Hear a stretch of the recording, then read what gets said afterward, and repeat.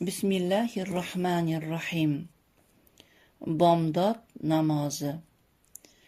Ey tunni bedor o'tkazib, so'ngra bomdod namoziga uxlab qoladiganlar, eshitinglar.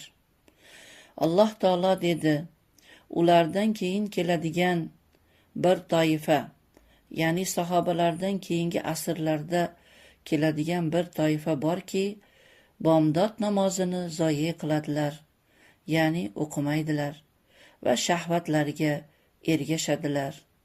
Ular tez orada do'zaxga tashlanadilar. Izoh. Bugungi kunda yer yuzidagi aksar musulmonlar tuni bilan behayo kinolar yoki videolar ko'rib, sahar uxlab qolib, namozi bomdodi qolib ketyapti. Aslida kofirlar shu ishni qilishsa, bu boshqa masala edi. Ammo musulmonlarga naqadar bu ayanchli ahvol. Ularning qolgan 4 vaqt namozlari, qilgan savoblari zoye bo'lib, oqibatda benamozlar qatoriga o'tib qolyaptilar. Bomdod ahllari, ya'ni bomdod namozini o'z vaqtida o'quvchilar muvaffaqiyatli toifa. Ularning yuzlari sarg'ish, peshonalari nurli, vaqtlari barokatli. Agarda siz ulardan bo'lsangiz, Allohga shukr deng, bu fazli karami uchun.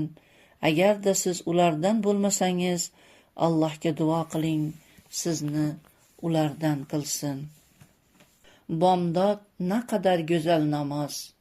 Uning farzi sizni Alloh taoloning zimmasida, ya'ni himoyasida qiladi. Uning sunnati dunyodan va undagi bor narsadan yaxshi. Va bomdodning Qur'oni mashhud, ya'ni guvoh bo'luvchi. Alloh taolo aytadi: Inna Qur'anal fajri kana mashhuda. Albatta bomdoddagi o'qilgan Qur'on sening uchun guvoh beruvchidir. Ey bomdod namozini o'quvchi, senga bashorat.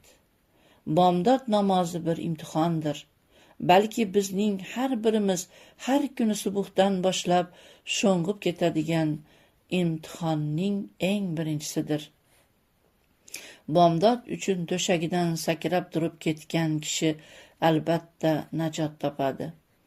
Agarda bomdod namozi uchun masjidga kirsangiz, namozxonlarning ozligini ko'rsangiz, bilingki, Alloh taolo o'z bandalar orasidan sizni tanlab, o'zi mehribonlik qilibdi. Allohga qasamki, kimki bomdod namozini jamoat bilan o'qisa, u kechgacha Allohning zimmasida bo'ladi. Zulm ichida turib o'qilgan bomdod namozi odamlarning o'ch olishidan, dushmanchiligidan najot beruvchidir. Qancha bemorlar o'z kasalliklaridan bomdod namozi sababli davolangan. Qancha g'amgin kishilar bomdod bilan qalblari ochilgan. Bomdod namozini o'qish uchun g'ayrat bilan, sidqi dil bilan bomdod uchun turinglar va jannati naimdagi nur bilan bashorat olinglar. Bomdod vaqtida masjidda turgan faqirning oyoq kiyimi uxlab yotgan podshohning tojidan ko'ra go'zal ko'rinadi. Bomdod namozini o'z vaqtida o'qigan kishi uchun muborakbodlik jannat bo'lsin. Uni madrasa yoki universitet yoki ish emas, balki podshohlarning podshohiga bo'lgan muhabbat uyg'otgan va qalbini nurlantirgan va uning a'zolarini harakatlantirgan. Ey bomdod namozini jamoat ichida o'qigan kishi, sizga bashorat. Allohning hifzi himoyasida va rioyasida bo'lasiz. Chunki kimda kim bomdodni jamoat ichida o'qisa, u Allohning zimmasida bo'ladi. Ey bomdod namozini o'quvchi, sizga bashorat. Qiyomat kunida darajangiz ko'tariladi va masjidga yurganingiz sababli xatolaringiz o'chiriladi. Rasululloh sallallohu alayhi vasallam dedilar: qorong'uda masjidga boruvchilarga bashorat bering, ular qiyomat kunida to'liq nur bilan bo'ladilar. Duo. Ey olamlar Robbisi bo'lgan Robbim, barcha yer yuzidagi musulmonlarga hamda bizlarga, zurriyotlarimizga bomdod namozini o'z vaqtida o'qishlikni va jamoat bilan o'qishlikni nasib et. Amin. Hikmatlar. Bir masihiy o'z uyida bir musulmonni mehmon qildi. Unga uzum hozirladi. Musulmon uzumni yedi. So'ng unga uzumni achitilganini vino qo'ydi. Musulmon, bu bizga harom qilingan dedi. Masihiy, ey musulmonlar, ajabo, sizlar buni halol qilasizlar va buni harom qilasizlar. Shu bilan birga uzumni ham, vinoni ham asli bitta dedi. Musulmon, sening xotining bormi dedi. Masihiy ha dedi. Uni olib kel dedi.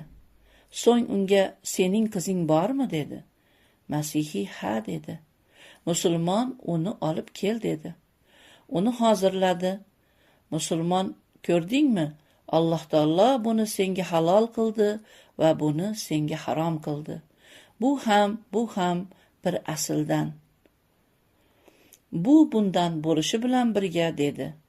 Masihiy, ashhadu an la ilaha illalloh va ashhadu anna Muhammadan abduh va rasuluh dedi.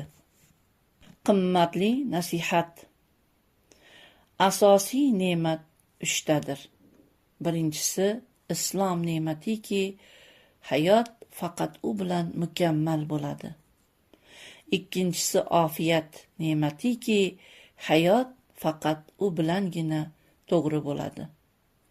Uchinchisi rozilik ne'matiki, hayot faqatgina u bilan shirin